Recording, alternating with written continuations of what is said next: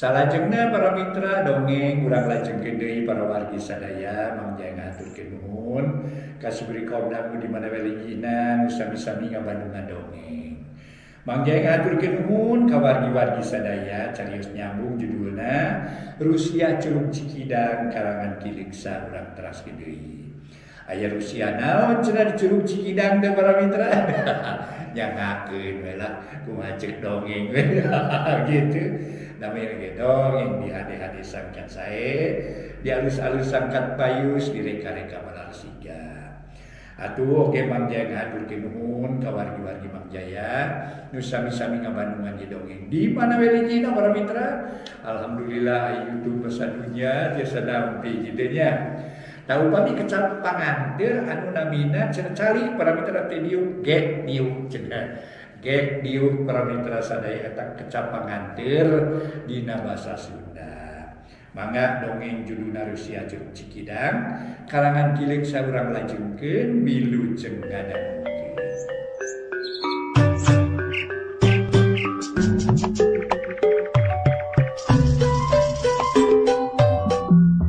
Para mitra kaum dangu, Wilujeng tepang dangu deui sareng acara matuh dongeng enteng. Mangjaya nuju ngahanca carios nyambung judulna Rusia Curug Cikidang. Ayeuna nincak bagian ka-46.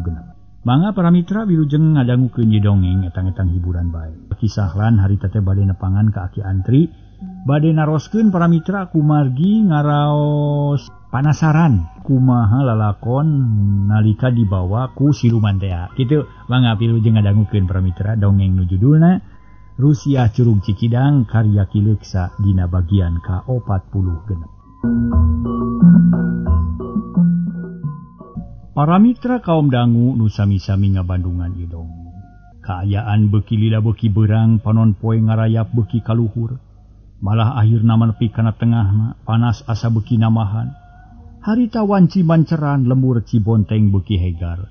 Langit lenglang taya aling-aling bersih matak pi kabetaheun. Jalma-jalma pangeussi lemur Cibonteng geus mimiti daratang ti pagaweanana. Barudak tukang ngarit geus loba nu balik terus alulin di buruan, ucing-ucingan atawa ngadu jangkrik, aya oge nu harita teh keur maen pangal. Dina aya kaayaan kitu di imah Aki Antri katempo aya nu keur diuk sorangan. Horeng Aki Antri nu kakararengse salat lohor. Sabada sare sakedeung sababeh tadi teh teu bisa sare tibra. Da inget kana tugas nu bakal dilaksanakeun. Barang keur ngajentul sorangan kurunyung aya nu datang. Horeng Aki Sahlan anu sarua geus teu sabar hayang geura tepung jeung Aki Antri. Nu tadina mah rek nepungan bada asar tapi wanci lohor geus kurunyung manten. Bage Aki Sahlan. Aya naon ieu teh bangun rusuh-rusuh teuing? Aki Antri miheulaan nanya bari melong kanu kakara datang. Memeh ngajawab Aki Sahlan nu heula iteukna sinananggeuh kana golodog geus kitu kakarane mah. Nuh, dibageakeun pugunga haja kuring teh nepungan ka akang. Aya badami keuneun penting.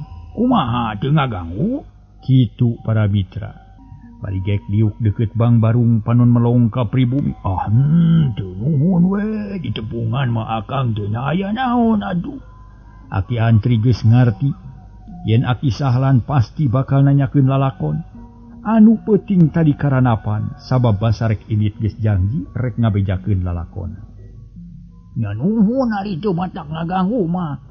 Kieu ye urang langsung kana pokok pangkana we. Ngada tereh beres Kang. Aki Sahlan nyebut akang. Ka Aki Antri teh para mitra dumeh rumasa manehna sahanapeun. Tapi kaayaan warugana mah asa leuwih cangker Aki Antri bubuhan sepuh nu ngelmu. Nya sok atuh. Langsung we kana pokon. Ari kolot mah ulah loba teuing bulat beulit ngarah babari ka harti. Walon Aki Antri daria. Kieu penting tadi teh apaan akang teh aya nu mawa kana kareta. Nya kumaha tadi tuluyna teh. Kuring bunga ngadenge akang salamet tapi panasaran hayang ngadenge lalakonna kuring teh. Cek Aki Sahlan tongmoal. Ieu teh Sahlan. Sahlan ge meureun geus nyaksian yen Curug Cikidang teh minang aya nu aneh. Di zaman Kimanta kene tung nepi ka kiwari sok aya kajadian-kajadian nu aneh. Malah aya sababaraha kali nu ngonang ka urang, ari buktina ti nagara siluman aya raramean. Tah kamari ge kitu akang teh dionang ku raja siluman nya terus ditedunan. Barang jo kaditu nyawe kerecukan sukan raramean. Oreng teh keur salametan. Nya eta keur nyalametkeun nyieun karaton anyar. Rame di ditu teh malah nanggap reog sagala. Tah sanggeus beres nya balik deui we. Barang datang ka lembur geus rumangsa ngan sakitu nu kaalaman ku akang teh teu pira. Aki Sahlan ngahulang. Siga teu percaya kana katerangan Aki Antri. Alasan nu disodorkeun ku Aki Antri teu kaharti. Da memang geus lain sakali dua kali ka lembur eta sok aya nu dionang ku siluman. Akhirna mah Aki Sahlan teu loba carita. Geus cukup nepi ka palebah dinya tina masalah Aki Antri, pok nanya anu sejen. Ya nuhun atuh ayeuna mah kuring ge ngarti yen akang teh bener-bener lain diwadalkeun ku jang kurip. Sabab tadina mah kuring teh curiga bisi akang diwadalkeun ka siluman. Tapi teh lain. Lainna ge geus salamet jeung geus aya di lembur ngan kuring teh aya keneh kapanasaran ieu teh. Hayang nanyakeun hiji perkara ka akang teh. Ceuk Aki Sahlan beuki daria bae. Hai. Na perkara naon atuh Sahlan? Da sageus beres sakitu mah. Tacan puguh kieu sanjana mah Kang. Kuring teh basa ngarona manggih rupa-rupa keanehan pikeun nu leuwih jelas nama. Ayeuna ku kuring rek diterangkeun kabeh kieu geura yeuh. Halayan teu mikir dua kali. Barabat Aki Sahlan ngadongengkeun lalakona. Basa ngarona peuting tadi kajadian nu tumiba ka Bahjilun jeung Ading dibejakeun. Da ayeuna mah geus waktuna dipedar, puguh Aki Antri colohok bengong teu nyangka sacongo buuk yen Bahjilun jeung Ading kumawani nangkel kana kareta anu saterusna kabawa ka nagara siluman. Tapi can waka nempas molohok ngabandungan Aki Sahlan nu keur cacarita, meuni segut naker, akhirna pok bungkas omongan ditungtungan ku tumanya. Tak kitu lalakona teh Kang. Ayeuna kuring marek nanya naha tepung atawa henteu di ditu jeung Bahjilun katut jang Ading. Lamun tepungna kumaha cenah kaayaanana. Lamun henteu kumaha tu akana sabab tadi teh indung jang Ading teh nanyakeun ka kuring. Tapi kuring da teu bisa nerangkeun atuh. Barang ngadenge katerangan kitu Aki Antri ngahulang salila-lila. Di pikiranana kumalayang kanu anggang balik deui ka alam siluman. Breh ningali hiji palatara nu kacida legana. Nagara keusik upluk aplak jiga teu aya tungtungna. Breh kacipta di dinya teh hujan gede meuni ngagebret dibarengan ku dordar gelap mata keung. Kuludung pasusul-susul angin ngagerung handaruan. Nya eta ciptaan jiga nu hiji gambaran yen eta sawangan teh bener-bener kungsi kajadian sarta kealaman ku Aki Antri. Padahal ukur ciptaan bungkul ngan bae bubuhan sepu anu luhung. Ujug-ujug temong we para mitra nu aneh jeung pikahartieun. Badang nyipta nepi ka palawah dinya Aki Antri ngarenjag tuluy istighfar bari ngusap rarai. Astagfirullahalazim. Kamalinaan ngalamun teh. Disangka teuing Sahlan. Pananya teh moal aya kajadian kitu panyana teh. Nah atuh rek naon maksud Bahjilun jeung jang Ading teh make kumawani nangkel kana kareta siluman. Na kumaha pipikiranna nya bet asa lenger-lenger teuing. Na teu nyaho eta teh matak bahaya. Aki Antri kalah malik nanya. Siga nu ngawaweleh ka Aki Sahlan padahal maksudna mah ditujukeun ka nu duaan. Tapi da Ading jeung Bahjilun teu aya di dinya kapaksa nu narima Aki Sahlan. Harita meuni rumenghap bangun singa. Balobana mah melang kanu duaan teh anu geus tangtu lain pihadeun badukarna. Dinya eta atuh kuring teh teu ngarti Kakang. Nu matak ayeuna mah ngahaja datang ka dieu hayang mikiran masalah eta. Na kumaha lamun geus kieu da pasti bakal balai gede nu tumiba kanu duaan. Sabab eta jalma teh duanana ge geus teu aya eusian ngan ukur ngandelkeun kawani wungkul. Ceuk Aki Sahlan daria naker, katara paroman bangun alu. Nu matak lain pihadeun ari kitu carana mah. Geus tangtu we matak balai. Marukana teh gampang nyaba ka alam siluman teh komo mun di ditu na nyieun kaributan. Lain lalawarakeuneun Teteh Sahlan. Sedang akang itu wadi gagawa. Segala rupa dipikir heula kalayan lantip. Tapi nah atuh.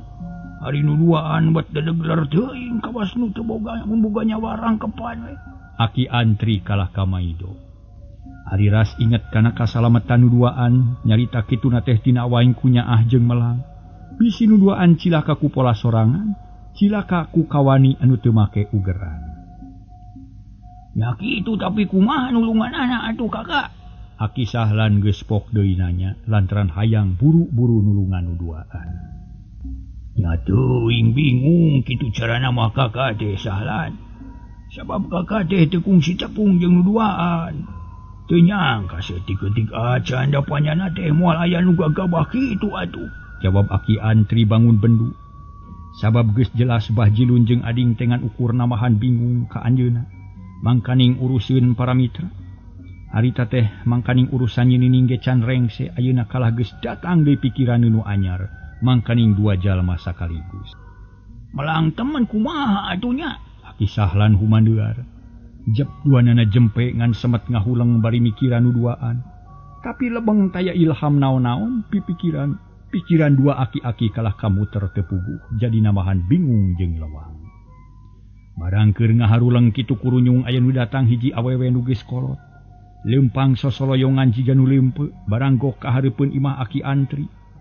Harita teh para mitra, horeng inungna ading nu ngahaja datang kadinya, rek nanyakeun anakna nu geus lila taya mulang-mulang.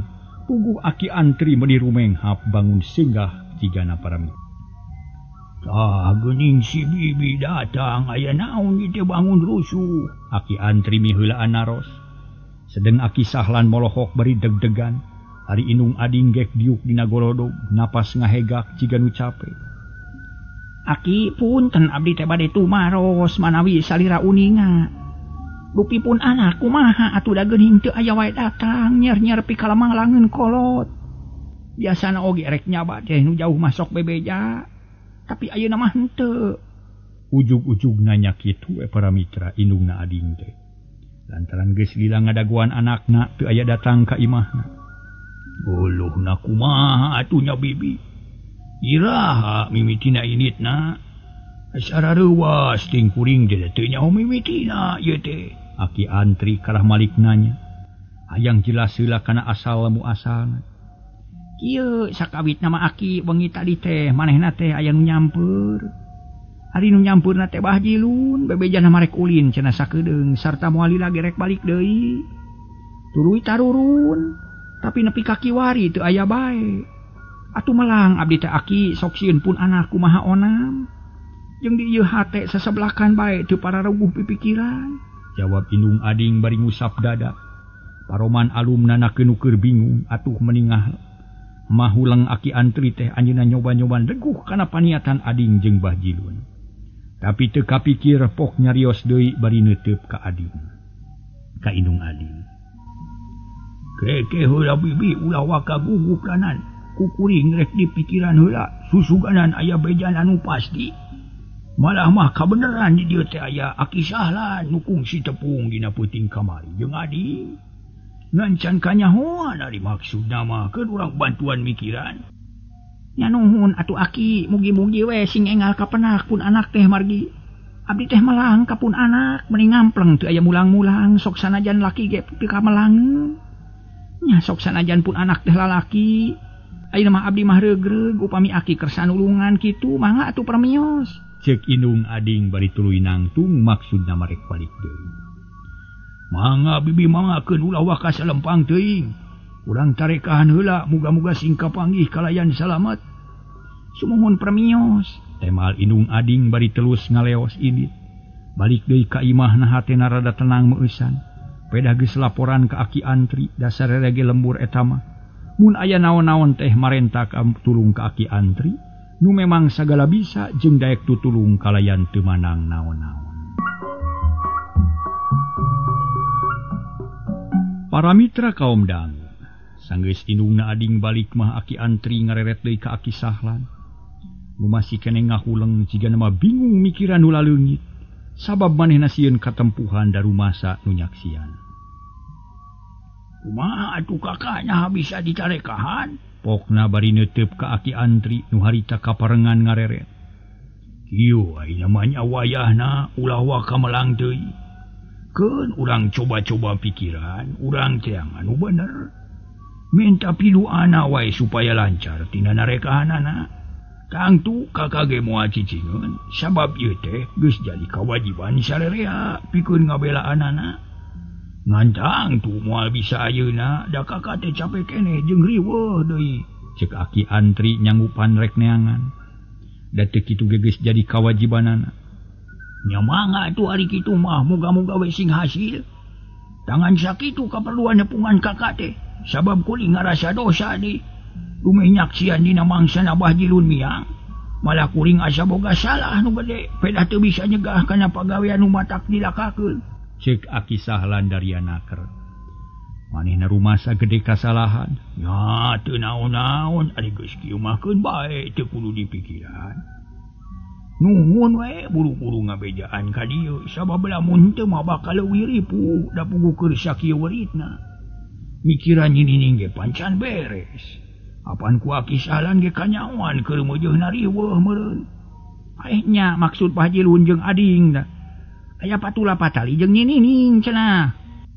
Manehna teh boga maksud rek ngarebut nyining cina ti siluman kitu tah kakak. Buah-buahnya kumaha atunya? Aki Sahlan kakara ingat. Yen Bahjilun jeung ading kungsi nyaritakeun perkara nyining. Nah, moal salah deui pasti aya urusan jeung nyining. Da tibareto ge maranehanna teh panggetona dina maluruh nyining teh. Sabab duanana harayangeun ka nyining teh keun urang pikiran muga-muga hasil. Cek Aki Antri beuki sumanget. Da yakin moal jauh jeung perkara nyining. Oh nya kitu atuh nya kakak, kuring marek balik ayeuna. Obral atuh syukur di bejaannya. Sanggeus parat badang. Aki Sahlan teu lila di dinyana leos balik bari hatena rada ngemplong. Lantaran Bang Balu hate geus budal geus pindah ka Aki Antri. Ngan ayeuna Aki Antri jadi tambah kabingungna lantaran mikiran dua rupa kahiji mikiran nyining nu can beunang. Ayeuna kudu mikiran Bahjilun jeung ading nu can kanyahoan nasibna. Paingan ieu hate teu daek tentrem da ieu meureun anu jadi sabab musababna. Aya deui we pikiran nu anyar teh dasar jelema gagabah bet aya-aya we piriweuheun teh. Siga nu ngahaja di teangan. Cek gerentes hate Aki Antri. Bari tuluy asup ka jero malah mah kebat ka kamar, sirah karasa berat, goledag ngagoler reupeurem rek negerkeun pikiran. Gancangna carita poe, panon poe geus tunggang gunung wanci asar geus kaliwat. Manuk-manuk recet di sarada hayam reangkong korongok, di sisi lemur kadenge sora tongeret. Siga nu bidangdam sungkan paturai, mung ditinggalkeun ku Sang Surya nu baris ngampih mungkas beurang.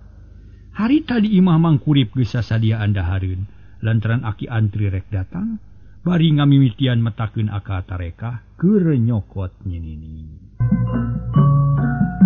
Para mitra anu mulia, ari Aki Antri geus meneko sila ipis di tengah imah, dibaturan ku mangkurip jeung biong. Nu sejen ngahaja teu dibejaan da ieu masih keneh dirusiahkeun, maksudna masangkan teu jadi kacapangan balarea. Lamun geus jadi sabiwir hiji sok sieun kadengeun ku Ratu Siluman nu ngageugeuh di Curug Cikidang. Kitu maksudna sabab lamun kanyahoan ku Ratu Siluman di ditu geus tangtu niatna bakal gagal. Ulah loba aturan ieu urang mimitian kieu gerajang kulip kitu deui ka Nyi On. Ieu dahareun sanyana mah taya hubunganana jeung niat urang sabab teu kudu make kadaharan, tapi ieu mah minangka kias. Nyuguhan kalelemutan nyining nu ayeuna aya di alam siluman. Da manehna mah di ditu ge moal ngadahar kadaharan nu jiga di dieu, tangtu nurutkeun kabiasaan di ditu. Ta ayeuna urang ngamimitian biasakeun deui, ku dibere dahar jiga biasana. Ngan tangtu kadaharan mah didahar deui ku urang tiluan. Ngan isukan kudu ngamimitian puasa bari diniatan. Pikeun ngabantu nguatkeun batin nyining, sangkan ulah kagoda atawa kapangaruhan ku siluman. Ieu teh tarekah nu lemesna, da tarekah kasar mah urang jalankeun engke lamun geus puasa 7 poe. Da kitu maksud ieu riwungan teh prak jalankeun. Ieu kadaharan geura dahar sakumaha misdina, teu kudu nyeungeut menyan, teu kudu meuleum surutu, biasa we jiga sasari. Ngan batin kudu ngayakinkeun yen urang teh dahar ngariung jeung nyinining. Ku jalan kieu muga-muga hate nyinining beuki inget kalemur. Cek Aki Antri. Rarat reret ka Mang Kurip jeung Bioon ngajelaskeun maksud eta. Mang Kurip jeung Bioon ngartieun pisan duanana nurut kana sakabeh parentah Aki Antri. Nya abdi mah nyangakeun we kumaha Aki sarta sagala rupina ge saja ngiringan, pokona mah asal pun anak tiasa kapemilik deui kalayan salamet. Tah, kitu tujuan Aki oge. Ayo urang dalahar. Teu loba deui catur buru-buru Bioon ngaguar tumpeng. Di alas kana piring sor ka Aki Antri sapiring, sor ka Mang Kurip sapiring geus kitu ngawadahan keur manehna. Saterusna mabrak dalahar bala kecerakan bangun nikmat naker. Kalayan teu poho dina batin masing-masing boga anggapan yen dahar teh ngariung jeung nyinining, malah alasna ge disadiaan sarta teu poho memeh am ngahuap babacaan heula. Bareng jeung surupna panon poe nu dalahar lekasan. Tumpeng sesana dibagikeun ka tatangga nu pangdeuketna. Mun aya nu nanyakeun maksudna numpeng cukup ku dibejakeun tasukuran we. Peda Aki Antri salamet bisa balik deui ka alam manusia. Tumpeng beak harita keneh ngahaja ulah aya nu nyesa. Sanggeus sagala beres, tiluan ngariung di tengah imah Aki Antri melenyun udud. Jang Kurip. Tadi teh Aki teh meunang beja ti Aki Sahlan. Yen Bah Jilun jeung ading teh leungit. Nu hartina geus lila teu aya mulang ka imahna, beda jeung biasana. Malah tadi teh indungna Jang Ading ge datang ka Aki teh nu maksud minta tulung supaya dipangneangkeun Jang Ading. Muhun da ka dieu tos nyarios Aki Sahlan teh kitu pi salajengna kumaha teh. Nah laros Bah Jilun teh teu aya mulang-mulang, ceuk Mang Kurip bangun teh sabar. Da hatena inget bae ka sobatna, bener. Bah Jilun jeung Jang Ading teu aya mulang, malah ayeuna teh masih kene can datang jeung deui taya beja-beja nacan. Dah kulantaran kitu, nu tadina Aki rek meuting di dieu teh wayahna moal tulus. Keun bae teu kudu salempang dangan kari ngajalankeun. Janari saur heula engke teh. Terus bari ngedalkeun niat rek puasa, terus ngajalankeun amanat Aki nepi ka 7 poe lilana. Hari Aki peuting rek nyoba-nyoba ngimpleng Bah Jilun jeung Jang Ading, na di mana arayana. Sabab ceuk laporan Aki Sahlan marehna teh geus kumawani milu cenah kana kareta emas. Basa Aki idit ka nagara siluman. Da kitu ceuk beja manu mata ku Aki rek dibuktikeun. Ceuk Aki Santri nerangkeun kaayaan Bah Jilun jeung Jang Ading. Puguh Mang Kurip mending ngarenjag da teu nyana bet kitu jadina. Na nya teh ki. Da geuning Aki Sahlan mah teu bebeja ka abdi teh buah-buah nyaan ka ditunya. Kumaha tuh Ki? Cek Mang Kurip. Keun bae teu kudu gugu. Ku Aki rek dipikiran nu bener-bener duakeun we ku sadaya sangkan maksud Aki laksana sing lancar kabeh. Kantenan didoakeun pisan ku abdi ge Ki muga-muga we sing lancar sarta hasil. Ngan edas bet aya-aya we pikiraneun teh jadi namahan riweuh ka sadaya. Cek Mang Kurip jiga nu jengkel. Lantaran pikiran jadi katamah-tamah asa teu aya eureuna. Nya bener tapi keun bae ulah loba pikiran. Hate Jang Kurip mah kudu tenang, puseurkeun kana tugas tadi, sangka nyinining buru-buru katulungan. Keun ari Bah Jilun jeung Ading mah urusan Aki sorangan. Ya mangga atuh Ki hatur nuhun atuh ari kitu mah, abdi percaya ka Aki nu baris tiasa mereskeunana. Da kasaha deui atuh abdi teh. Salemur ieu mah ngan ka Aki muntang tulung teh. Temal Mang Kurip dari anaka. Ari Bioon ngan ukur unggut-unggutan bari ngabandungan hatena lewang. Tah sakitu Aki teh nyaritanya prak jalankeun kuduaan sing husu. Ayeuna kabeneran geus purit Aki marek balik bising kaburu magrib. Da tadi mah mun teu inget kana pagawean marek tuluy maluruh Jah Jilun Aki teh. Mangga Ki mangga wilujeng angkat. Aki Antri tuluy balik ka imahna. Bioon jeung Mang Kurip pating haruleng di tengah imah, tapi sabada kagareuwahkeun ku bedug magrib. Duanana pating rarenyag tuluy kacarei rek abdas, satuluy nama salat maghrib. Kocapkeun aki antri sabadareng se salat isya mah terus wiridan paramitra. Lila pisan jadi tunda kaayaan Bahjilun, kaayaan mangkurip sapara kanca nu keur salat maghrib ayeuna waktu paras kalangkung. Kocapkeun sabadareng se salat isya aki antri mah tuluy wiridan lila pisan. Geus kitu tuluy mapatkeun sakabeh ilmu pikeun maluruh Bahjilun jeung ading ku cara gaib. Pikiran aki antri manteng, batin tuluy museur, neangan batur salemurna nu leungit.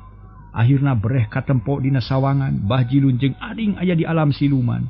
Duanana keur tunggara atuh aki antri meni ngajenghok kreuwat.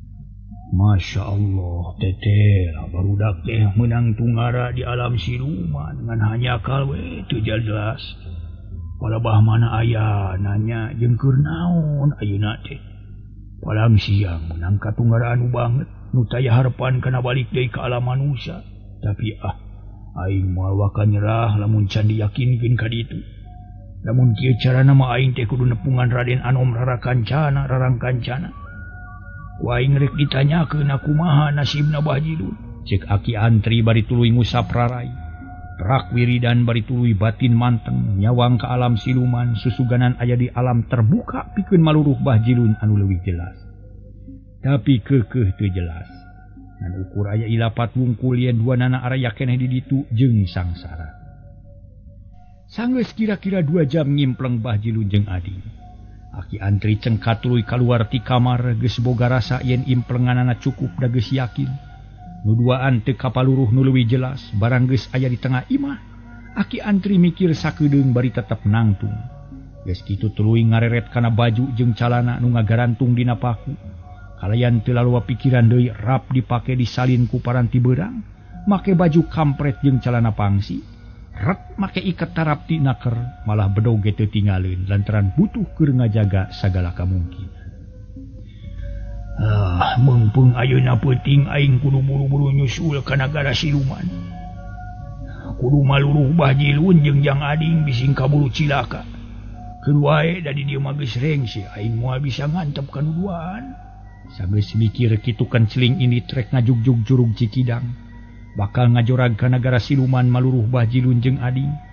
Tetela aki antri kolot anu sagala bisa gede wawanen loba kadaek sarta pinuh ku rasa tanggung jawab.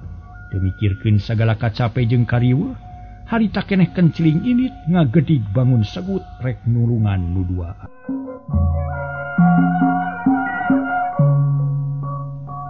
Para mitra kaum dangu, kaayaan peuting kacida jemplingna da harita jalma-jalma urang Cibonteng geus sarare.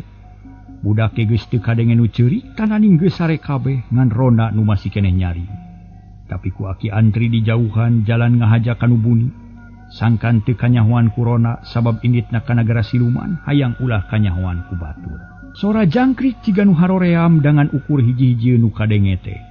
Di kajauhan sok aya anjing nu babaung sakapeung kadenge koreak di sada pate malanjeng baturna. Kaayaan kitu matak keung tapi pikeun aki antri mah teu matak jadi halangan.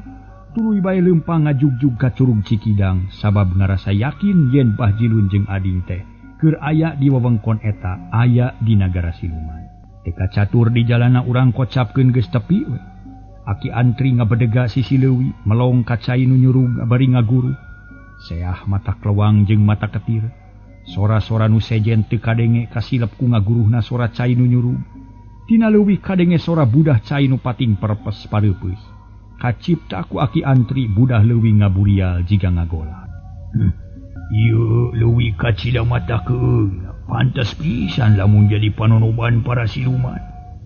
Jadi pangancikan jurig jeung jin. Tapi aing kudu buru-buru tepi kanu dijugjug sangkan tereh tepung jeung Bahjilun katut yang ading. Keun da moasa kumaha jauhna disusul ku aing. Ceuk aki antri bari tuluy sidakep sinuku tunggal. Reupereum bari mapatkeun jang jawokan paranti mukakeun lawang lemes nu misahkeun antara alam manusia jeung alam siluman. Tekung silila jep ku aki antri teu karas aya nu kadenge. Sora curug anu tadi ngaguruh ngadadak leungit. Sora cai jeung nu liana sirna. Aki antri geus tepi ka alam siluman nu jiga taya naon-naon, taya angin jeung taya sasatoan leutik nu disarada peuting. Berai aki antri bentak, breh nempo jalan ngebat meni lempeng. Kabeh nu katempo taya delian ti keusik. Aki antri mikiran deui anu geus kaliwat. Ras inget basa babarengan dina kareta emas, breh kacipta sakabeh lalampahan nu geus kaliwat. Geuning teu pira aing geus tepi ka alam siluman. Muga-muga nu dituju bisa hasil ayeuna aing kudu anyug ka karaton siluman. Kudu nepungan Raden Anom rarang kancana. Cek aki antri bari tuluy ngalengkah lalaunan. Salilana waspada pikeun ngajaga sagala rupa kamungkinan. Sagala rupa nu bakal tumiba. Aki antri teu lalawora da nyaho yen aya nagara iaya di nagara deungeun. Aki antri tuluy leumpang. Kalayan pinuh ku perhitungan tujuan utama rek nepungan heula raja siluman nu geus dikenal ku aki antri. Maksudna bakal nanyakeun ka dinya ngeunaan Bahjilun jeung Ading. Sabada leumpang kira-kira 2 jam lilana kitu ge ceuk ukuranna aki antri. Sroga hiji tempat nu tetela ti heula ge kungsi kasaba ku aki antri. Eta tempat teh alun-alun anu engkena bakal anyog ka karaton atuh bungaheun aki antri teh. Lantaran perjalanan teu nyasa bisa tepi kanu dituju. Ieu nu diteangan ku aing teh kabeneran teu hese. Ayeuna geus aya deukeut alun-alun, tuh geuning Sunan Karaton geus temong. Aki antri ngomong sorangan, tuluy leumpang beuki gancang. Dahayang buru-buru tepi kanu dijugjug. Akhirna alun-alun geus kaliwatan, tuluy nyorang jalan anu di sisina loba tangka caringin leutik. Di pager ku pringgandani urut nyarumput Ading jeung Bahjilun. Dina hiji parapatan serog paamprok jeung 2 ponggawa nu terus-terusan nalingakeun kaayaan nagara. Reg aki antri eureun heula. Lantaran dititah eureun ku ponggawa nu jangkung badan panon bolotot kawas nu gemes. Ngeangi-angi ngolot rek gamana anjeun, cek ponggawa. Punten juragan ponggawa aki teh ngahaja datang ka dieu teh bade ngadeuheus ka Raden Anom rarang kancana. Mugi ku juragan diidina, jawab aki antri. Sopan lain teu wani mun kudu tarung da ieu mah neangan kalancaran jeung katengtreman. Tapi teu laksana sabab si ponggawa jiga nu amak sabab tadi tas dicarekan ku dunungan. No bisa. Mayahna kudu jijing heula di dieu sabab gangjeng raja nuju penyu. Wae nu bisa ngaganggu sakabeh mah jeung yang asup. Allah. Na aya naon atuh agan rareuwas teuing. Cek aki antri colokok bengong. Aget ngadenge keterangan kitu pokona mah moal bisa gagancangan ngarengsekeun pagawean. Ngaula teh nyaho. Gangjeng raja geus marentah sangkan ngahalangan ka sakabeh namu norek ngadeungeus. Yu milu ka kami. Ulah loba pertanyaan mun teu nurut, awas. Ponggawa ngagilirkeun pedang. Martina nyingsieun kanu diajak ngomong. Ugu aki antri bingung mun ngagugu nafsu mah hayang ngalawan, tapi ras inget ka nyinini. Ras inget ka Bahjilun jeung Ading. Nu kabeh kudu dibelaan ku maneh. Mun aki antri nyieun kalakuan kasar tangtu rencana nu geus diatur rapih teh bakal ruksak. Kapaksa aki antri nyabar-nyabar maneh nurut kana parentah ponggawa pikeun nyalametkeun batur salemurna. Nya, ari kitu kuduna mah saya bayana aki rek nurut. Tapi lamun geus waktuna aki minta izin pikeun ngadeuheus ka raja. Ngaula ge ngati. Yu ayeuna milu ka ngaula. Mangga. Harita keneh para mitra sadaya. Aki antri digoneng kuduaan dibawa ka hiji tempat nu rada anggang ti jalan gede. Yakin jauh keneh ka karaton, atuh najan singgah oge kapaksa nurut. Teu bisa baha kana kahayang pribumi. Aki antri dipernahkeun hiji wangunan nu dijaga ku ponggawa lobaan. Tuna heula kaayaan aki antri para mitra ayeuna urang malikan ka tukang. Harita basa nyinining geus hasil ngaleupaskeun tahanan. Tuluy ngajugjug ka kaputren diiring ku para eman. Nu kakarabijil tina panyara sarerea ngarasa bungah meni asa ditumbuh umur lantaran bebas tina hukum. Anya kanya deh ya. Waktosna rupina waseet di kadieu para mitra dongeng nu judulna Rusia Turun Sukidang.